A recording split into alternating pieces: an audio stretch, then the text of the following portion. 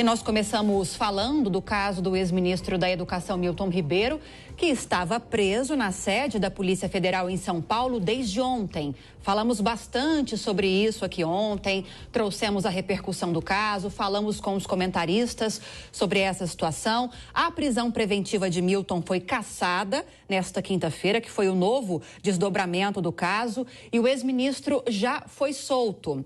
Nós que estamos acompanhando desde o início do dia, de ontem, quarta-feira, desde que o ex-ministro da Educação, Milton Ribeiro, foi preso. Ele foi preso em Santos por volta de 7 horas da manhã. Havia na decisão da Justiça Federal de Brasília uma exigência para que o ex-ministro fosse transferido para Brasília, onde passaria por uma audiência de custódia nesta quinta-feira, se não me engano, no começo da tarde desta quinta-feira, mas diante de justificativas da própria Polícia Federal, das autoridades da alta gestão da Polícia Federal, a decisão foi de que não havia condições logísticas para fazer o transporte do ex-ministro de Santos, que depois passou por São Paulo e seria levado para Brasília, mas por causa, segundo a PF, dessas dificuldades logísticas, o ministro foi levado para a Superintendência da Polícia Federal aqui em São Paulo, onde permaneceu, até que depois do habeas corpus, a segunda instância da Justiça definiu pela soltura dele e também dos pastores que foram presos neste caso. Bom, e o Bolsonaro falou, inclusive, durante a live semanal, agora há pouco, nesta quinta-feira, sobre o Milton Ribeiro. E a gente vai repercutir esse caso a partir de agora com os nossos comentaristas. Hoje conosco temos a presença de Rodrigo Constantino, já está conosco, Miguel Daúde também. Daqui a pouquinho entra também para falar conosco a Cristina Grêmio. Uma ótima noite a vocês que já estão aqui conosco no Jornal Jovem Pan.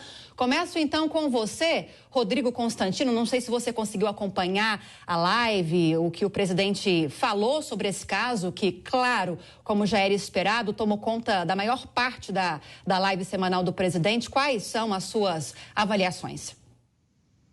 Boa noite, Lívia. Boa noite a todos. Veja, o presidente Bolsonaro adotou a postura prudente na manhã de ontem, quando foi preso o seu ex-ministro, uma prisão preventiva que chamou muita atenção, chocou muita gente, e ele tinha dito antes que colocava a cara no fogo pelo então ministro. Ontem ele mudou o tom, como demos aqui notícia. Ele disse já que paga quem tiver feito qualquer tipo de coisa errada, de crime e tudo mais. Hoje, o que nós vimos com a decisão do desembargador Ney Bello foi justamente que a prisão preventiva carece de fundamentação. Quer dizer, aquilo que muita gente ficou apreensiva ontem, esperando qual era a bomba para justificar uma prisão preventiva de um ex-ministro, não veio. Não veio. A decisão ela foi absurda, ela foi exagerada, foi extravagante e, por que não dizer, espetaculosa essa prisão. Ela pode ter fins até políticos, é uma coisa que vai ter que ser investigada. Porque, de novo, se foi apenas a questão dos 50 mil reais que tem uma origem, a venda do carro, o ministro não é mais ministro, ou seja, ele não está no poder, ele não está no cargo para poder exercer influência e prejudicar as investigações.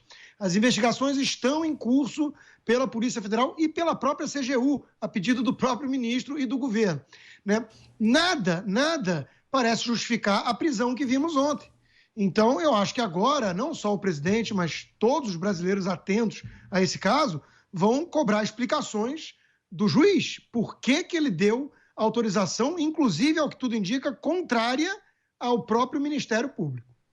Pois é, Miguel Daúde, inclusive pegando um gancho nesse finalzinho do comentário da fala do Rodrigo Constantino, a justificativa do juiz federal de Brasília para conceder essa prisão foi a possibilidade do ex-ministro e também dos pastores destruírem provas que estavam sendo analisadas dentro do inquérito da Polícia Federal. E nós lembramos que esse inquérito, falamos sobre isso ontem, teve como base as próprias investigações da Controladoria Geral da União, a pedido do próprio ex-ministro, na época em que ocupava a pasta, né? Na época em que comandava a pasta.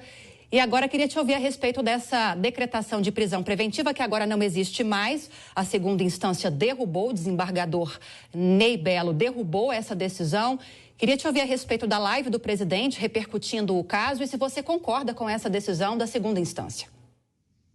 Não tenha dúvida, Lívia, que sim. Boa noite a você, boa noite ao Constantino. O que levou né, o juiz de primeira instância a decretar a prisão preventiva do ex-ministro foi exatamente a possibilidade de ele destruir provas. O desembargador entendeu que esse não é um motivo, né, embasado na lei para que ele pudesse ser preso, né? Agora, isso não quer dizer que a investigação não deva continuar. Eu acho que essa investigação deve sim continuar. Há pouco a Polícia Federal declarou que existe uma quadrilha, né, no Ministério da Educação. Eu acho que o presidente, tenho certeza, o presidente Bolsonaro não concorda com isso. Na fala do Constantino, ele deixou muito bem claro que, num primeiro momento, o presidente colocaria a cara no fogo pelo ministro, mas, na medida em que as investigações avançaram e mostram que há um envolvimento, eu não diria que é só um carro ali que foi comprado, segundo o órgão que está fiscalizando, né, a própria Polícia Federal, tem mais coisas envolvidas. Então, eu acho que isso tem que ser investigado, tem que ser apurado, não pode deixar esse assunto passar e cair no vazio. No entanto, eu acho que a prisão foi exagerada, não deveria ser feita da forma como foi, mas, enfim, o desembargador corrigiu e agora, provavelmente, o inquérito continua e as provas colocadas serão melhor apuradas e esperamos que nós tenhamos conhecimento dessas provas, Lívia. Cris Grêmio também conosco. Cris, bem-vinda mais uma vez, boa noite. Falávamos ontem sobre a mudança de postura do presidente Jair Bolsonaro, desde que as denúncias vieram à tona e ontem, com a prisão do ex-ministro da Educação. Você com certeza acompanhou a live do presidente, notou que ele está mais aliviado. O que você destacaria das falas do presidente? Olha, Lívia, eu acho que todos nós que estamos atentos ao que vem acontecendo no Brasil nos últimos anos, né? O famoso Estado Democrático de Direito sendo balançado aí por decisões muito questionáveis de instâncias superiores do judiciário, todos nós sentimos um certo alívio hoje, gostando ou não gostando de Milton Ribeiro, do presidente Bolsonaro, do que quer que seja. A gente quer que a justiça seja feita para todos e de forma igual. E não é o que a gente tem visto, né? Essa prisão de ontem, aquele circo todo e o esperneio, o sapateado, digamos assim, da esquerda se vangloriando, provado que existe corrupção no governo Bolsonaro, já assim se precipitando, difamando pessoas.